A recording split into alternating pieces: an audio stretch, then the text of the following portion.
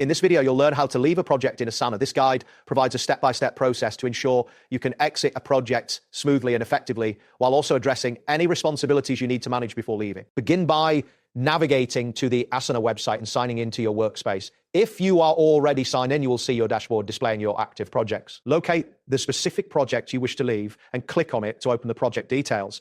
Before proceeding, take a moment to confirm that all your responsibilities within the project are complete. Leaving the project will stop all notification related to it, which helps prevent any confusion for both you and your team. Once you've opened the project, look for the project members list. This is typically found on the right side of the project view. Click on the members list to see all individuals associated with the project.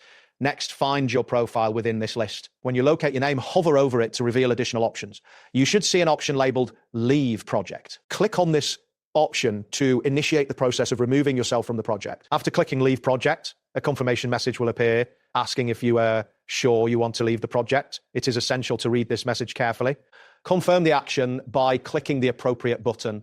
After this step, your access to the project will be immediately revoked and you will no longer receive notifications related to it. Before you finalize your exit, it is prudent to clean up any remaining tasks assigned to you. Reassign any outstanding tasks to another team member to ensure continuity of work. Additionally, inform the project owner about your departure to maintain transparency.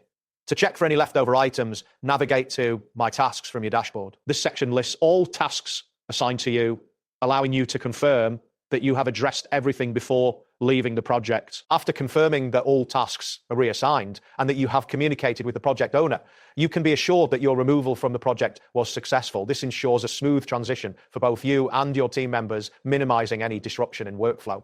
That wraps up today's guide. Thanks for watching and catch you in the next tutorial.